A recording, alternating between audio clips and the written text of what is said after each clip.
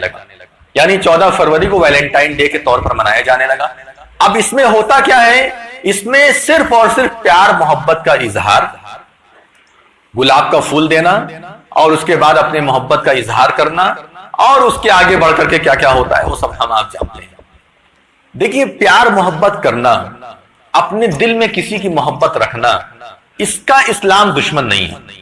قرآن کی ایک آیت ہے سورہ بقرہ کی، آپ اس آیت کو سمجھیے۔ ہم لوگ دقیانوس قسم کے لوگ نہیں ہیں کہ آپ کو پیار محبت سے روکیں گے، اس سے روکنا ہمارا کام نہیں۔ سورہ بقرہ کے اندر اللہ رب العالمین نے فرمایا کہ وَلَا جُنَاحَ عَلَيْكُمْ فِي مَا عَرَّضْتُمْ بِهِ مِنْ خِطْبَةِ النِّسَاءِ أَوْ أَكْنَنْتُمْ فِي أَنفُسِكُمْ۔ اس کا ترجمہ آپ پڑھیں گے تو بڑا عجیب آپ کو لگے گا کہ اللہ تعالیٰ ایسی بات کر رہا ہے، لیکن ہاں اللہ تعالیٰ نے ایسی بات کہی کیونکہ اللہ تبارک و تعالیٰ، یہ اسلام پیار محبت کا دشمن نہیں ہے۔ کیوں پیار محبت کا دشمن ہوگا؟ اسلام تو قدم قدم پر آپ کو پیار محبت سکھاتا ہے، آپ کو صبر سکھاتا ہے، آپ کو سلام کرنا سکھاتا ہے، ایک دوسرے کو درگزری سکھاتا ہے۔ پیار محبت تو اسلام کا پہلا اور اولین درس ہے۔ کیوں پیار محبت سے نفرت کرے گا؟ لیکن ایک طریقہ ہوتا ہے۔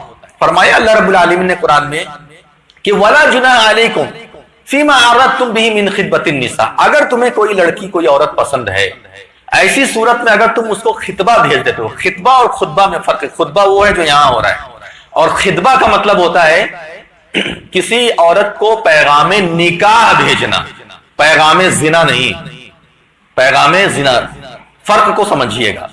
پیغام زنا کیا ہے؟ وہ دوسری چیز ہوگی، فلاں جگہ آ جاؤ، میں آ رہا ہوں، میں پہنچ رہا ہوں، وہاں پر ملیں گے، اس کے بعد آگے کا پروگرام طے کریں گے، یہ ہے پیغام زنا۔ اور پیغام نکاح کیا ہے؟ شادی آپ کرنا چاہتے ہیں کسی لڑکی سے، کسی عورت سے، آپ نے کسی لڑکی عورت کو دیکھا کہیں پر، آپ کو پسند آ گئی، اس لیے اسلام منع نہیں کرتا، ٹھیک ہے، آپ اس کو پیغام بھیج سکتے ہیں۔ او اکننتم فی انفسکم، یا اگر اس کی محبت تم ظاہر نہیں کر پا رہے ہو، اپنے دل کے اندر اگر محبت رکھ رہے ہو، تو اس میں بھی تمہیں کوئی گناہ نہیں۔ اسلام میں اس پر کوئی بھی بندش نہیں ہے، کوئی بھی پابندی نہیں ہے۔ اگر آپ کو کوئی رشتہ پسند آ رہا ہے، آپ اس کے لیے پیغام بھیج سکتے ہیں، آپ اس کے ماں باپ کے پاس پیغام بھیج سکتے ہیں، بھائی بڑا ہے تو بھائی کے پاس پیغام بھیج سکتے ہیں، بس اتنا کر سکتے ہیں۔ اگر ادھر سے رضامندی ہوتی ہے تو آگے نکاح کا قدم بڑھے گا، اگر رضامندی نہیں ہوتی ہے، کسی وجہ سے آپ کا پیغام نکاح رد کر دیا جاتا ہے، تو بس وہیں پر فل اسٹاپ، اب آگے کچھ نہیں کر سکتے۔ اب یہ کہ نہیں کیسے ہوا، اب تو ہم اس کو لے کر کے بھاگ جائیں گے۔ اب فیس بک ہے، واٹس ایپ ہے، کیا کیا طریقہ ہے، اس کے ذریعے سے جو ہے میسج ہو رہا ہے، اور کیا کیا ہوتا ہے، سب کچھ ہمارے معاشرے کے اندر کھلا ہوا ہے۔ یہ حرام ہے، اکیلے میں اس سے ملنا حرام ہے، اور اسی طریقے سے آگے کا کوئی بھی راستہ طے کرنا حرام ہے۔ حتیٰ کہ اگر آپ کی بات بن جاتی ہے، رشتہ قبول ہو جاتا ہے لڑکی کے گھر والوں کو، تب بھی شادی ہونے کے پہلے آپ بات نہیں کر سکتے، بات کرنا جائز نہیں ہے۔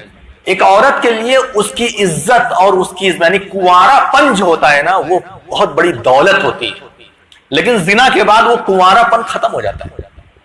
وہ جو شرم حیا والی عورتیں ہیں نا، ان کو پتا ہے کہ ہمارا کیا چلا گیا، کیا برباد ہو گیا۔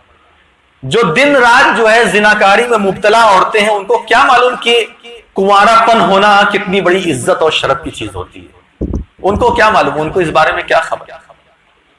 اس لیے ان تمام چیزوں کو آپ کیسے روکیں گے؟ اگر آپ کہتے ہیں کہ صرف پردے سے روک لیں گے ہم، تو پردہ کرنے والی عورتیں اس میں ملوث نہ ہوتی، پردہ کرنے والی عورتیں بھی بہت زیادہ اس میں ملوث ہیں، اور ناجائز تعلقات بھی ان کے بہت ہیں۔ اس میں آپ کو کیا کرنا ہے، کیا اصل ہے؟ وہ اصل یہی ہے کہ آپ اسلام کے بارے میں انہیں جب تک نہیں بتائیں گے، جب تک انہیں پورا واضح طور پہ طریقہ نہیں بتائیں گے کہ دیکھو زنا یہ چیز ہوتی ہے، اس کا یہ نقصان ہے، اسلام کی نگاہ میں اس کی یہ پاداش ہے، وغیرہ وغیرہ، جب تک آپ ان تمام چیزوں کو نہیں بتائیں گے، تب تک آپ سمجھ جائیے کہ آپ اس چیز میں کامیاب نہیں ہو سکتے۔ آپ کے سامنے سب کچھ ہو رہا ہے، آپ کو سب کچھ پتا چل رہا ہے، اور اس کے بعد آپ منہ بند کر کے خاموش رہیں گے، تو پھر آپ کیسے اس طرح کی چیزوں پر پابندی لگا سکتے ہیں؟ اسی لیے اللہ رب العالمین نے صاف کہہ دیا کہ واللہ لا یستحی من الحق، اللہ تبارک و تعالی حق بیان کرنے سے شرماتا نہیں۔ اگر ہم شرمانے لگیں گے تو ہمارے گھر میں ہمارے بیٹوں کی، ہماری بیٹیوں کی، لڑکیوں اور لڑکیوں کی عزت کو کون محفوظ کرے گا، کون ان کو بچا پائے گا؟ اس لیے ایک وقت آنے کے بعد، ایک مدت آنے کے بعد، ایک عمر آنے کے بعد آپ کو اس کے سامنے کھول کھول کر کے باتیں رکھ دینا چاہیے، واضح کر دینا چاہیے، اور بتانا چاہیے کہ دیکھو کسی بھی صورت میں غیر سے تعلقات قائم مت کرو۔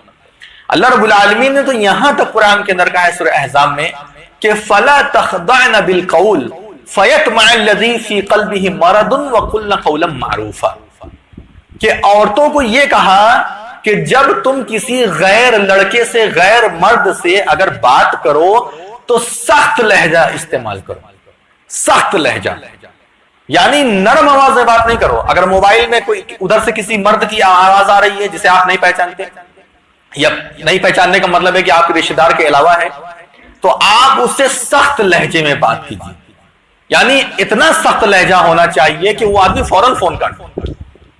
یہ قرآن کی طرف فَلَا تَخْضَعْنَ بِالْقَوْلِ فَيَطْمَعَ الَّذِي فِي قَلْبِهِ مَرَضٌ، اگر وہ نرم ہو کر کے بات کرے گی تو اس کا جو دل ہے نا سامنے والے کا، اس دل کے اندر جو روگ ہوتا ہے، جو مرض ہوتا ہے، وہ مرض والا ابھار ہو گئے اور اس کے اندر خواہش پیدا ہوگی۔ فَيَطْمَعَ الَّذِي فِي قَلْبِهِ مَرَضٌ وَقُلْنَا قَوْلًا مَعْرُوفًا، ہاں بات جو کہو وہ اچھی کہو، اچھی بات سخت لہجے میں کہنا چاہیے۔ اتنا اسلام نے ہمیں سکھایا ہے، اور ہم لوگ غیر مردوں کے ساتھ، غیر لڑکوں کے ساتھ یا غیر لڑکیوں کے ساتھ بہت ہی نرم لہجے میں بات کرتے ہیں۔ یہ وہ طریقے ہیں، میں نے آپ کے سامنے کئی بار کہا کہ اسلام وہ مذہب ہے جو انسان کی فطرت پر بات کرتا ہے۔ اللہ نے ہمیں پیدا کیا، اللہ تعالیٰ ہی جانتا ہے کیسے کیا کرنا ہے، تو ان چیزوں پر ہمیں غور کرنا پڑے گا، اور جب تک ان چیزوں پر ہم غور نہیں کریں گے ہمارا معاشرہ بہتر نہیں ہوگا، اس سلسلے میں ہم کامیابی حاصل نہیں کر پائیں گے۔ اللہ رب العالمین سے ہم دعا کرتے ہیں کہ اللہ تبارک و تعالیٰ ہمارے معاشرے کو پاکیزہ معاشرہ بنائے، اچھا معاشرہ بنائے، پاک صاف معاشرہ بنائے۔ ہمارے گھر کی جو عزتیں ہیں، ہمارے لڑکے، ہماری لڑکیاں، بھائی بہن، اللہ تبارک و تعالیٰ اس کے ذریعے سے ہماری عزت کو محفوظ رکھیں، اور اس کے لیے ہمیں جو ضروری کام ہے وہ کام کرنے کی توفیق عطا فرمائیں۔